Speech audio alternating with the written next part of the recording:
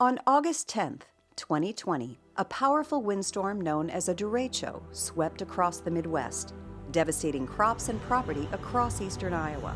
The derecho reached hurricane-like wind speeds of up to 140 miles per hour and earned the distinction of being the most expensive thunderstorm in U.S. history.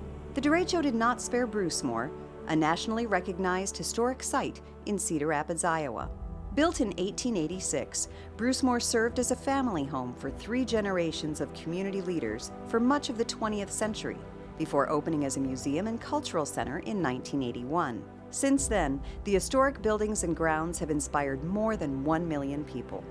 Because of the derecho, the 26-acre estate suffered damage to all 7 historic buildings, hundreds of yards of fencing, multiple gates, and a number of historic features.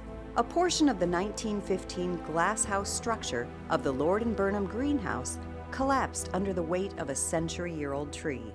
The force of the wind caused the slate of the mansion roof to scatter across the garden and the windows of an east-facing porch to implode. In 60 minutes of violent, sustained force, the straight-line winds destroyed more than 70% of the estate's tree canopy. Century-old trees were uprooted from the ground and trunks were bent in half.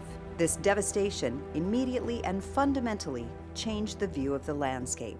With an estimated $2.5 million in overall damage, experts believe this devastation is among the worst suffered by a cultural landscape in the last century. Recovery efforts will continue into 2021. It will take several more years to replenish the iconic landscape with its sweeping lawns, gardens, orchard, pond, and woodland area. As a historic landscape, the restoration of Brucemore will require a thoughtful, patient approach to ensure its authenticity and national significance. Designed by Ocean Cole Simons, a leading landscape architect in the early 20th century, the grounds serve as a tangible link to the past, as well as a vibrant setting for people to enjoy today.